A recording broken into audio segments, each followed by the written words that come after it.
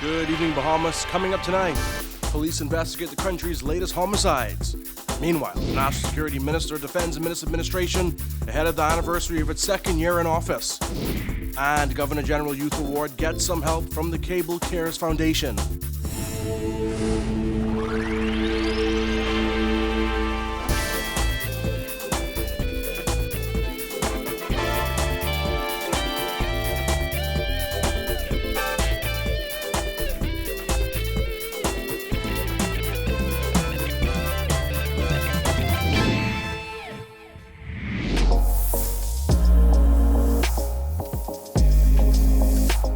Our news is brought to you by Alive.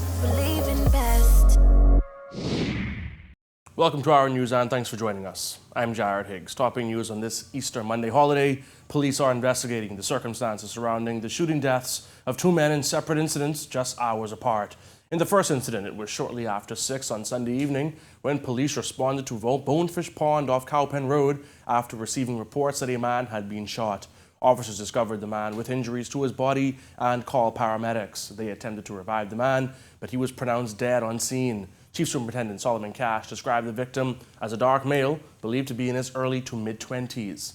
Well, the homicide unit found itself busy again just hours later. According to reports, it was shortly after midnight when police responded to Forster Street, Chippingham, after they got word that a man was shot. Police again discovered a man with injuries to his body. EMS were called to the scene and attempted to revive the man, but were unsuccessful. He was pronounced dead on the scene. Now, according to Our News records, these two killings bring the 2019 murder count to 21. Police are asking anyone with information to contact the Central Detective Unit at 502-9991 or 2, or Crime Stoppers at 328-TIPS. Police are also investigating a slew of armed robberies, the latest one taking place early Monday morning. According to police reports, it was after midnight on Monday when a man was driving his vehicle on Faith Avenue near Fire Trail Road. That's when he was stopped by two men armed with firearms who robbed him of his vehicle along with a cell phone. The men made good their escape in a blue 2003 Honda Accord with license plate number AJ2859. This incident was the 9th armed robbery since midday Thursday. Police are asking anybody with information to come forward.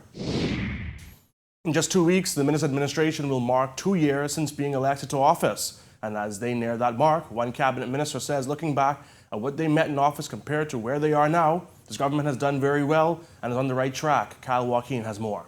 I feel that we would have made tremendous inroads, but after having said that, we still have our work cut out for us. According to Dames, the numbers speak for itself. A 25% decrease in murder and an overall decrease of 8% in crime in 2018 compared to 2017. But he said it's all a small aspect of a bigger goal he set upon taking office in May of 2017. We're holding to that, we're holding to our timetable, and we're executing.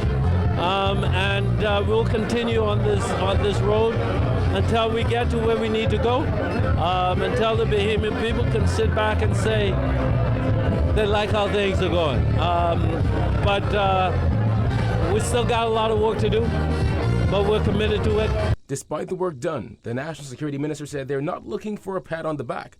But he said one can't help but notice the difference between the job done by the previous Christie administration and the current Minnis administration. There are some things that we could have done differently, but the reality is that what we would have been able to accomplish in 2 years, based on where we were when we came in, at the lowest point in this country, on the brink of financial disaster, a public service that was totally dysfunctional, a country bleeding economically as a result of tremendous waste by the previous government. And so we have been able to slowly plug those holes. According to Dames, the progress made in the crime fight has also had a trickle-down effect. You're beginning to see the wheels turn. From an economic standpoint, you see the improvements within our educational system, the injection of social programs within our communities, the improvement within the healthcare system. You name it. And you would hear certainly direct foreign investment, announced by the Prime Minister from the north straight to the south. And in 2 years, we have been able to achieve that. For Our News, I'm Kyle Joaquin. The Bahamas' negotiating team is back from its latest round of meetings with the World Trade Organization. Lead negotiator Zhivargo Lang says the next step is giving a full report to the government.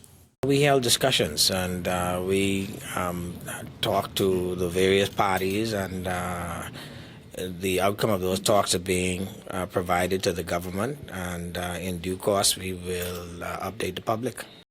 Lang and the negotiation team met with the WTO on April 5th. During that meeting, the team presented views from stakeholders in the public and private sector, as well as got feedback from the international body. Now, as for how far ahead that meeting places the Bahamas in acceding to the WTO, it's ongoing negotiations. I mean, for me to say that we're close or we're far, I couldn't say that at all. It's just continuous, ongoing discussions being held.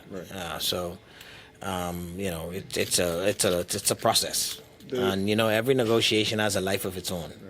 there has been mixed reaction to this push by the administration for WTO accession. The Bahamas Chamber of Commerce has employed Oxford Economics to conduct a study on the pros and cons of the Bahamas joining the WTO. I haven't read that report. I think it's fine. It's finished. I look forward to reading it. Yeah, I absolutely do. The Chamber of Commerce went as an observer with the team to Geneva too, and so yes, I look forward to seeing the report. Still to come on Our News, the Cable Cares Foundation lends a hand to a well-known youth organization.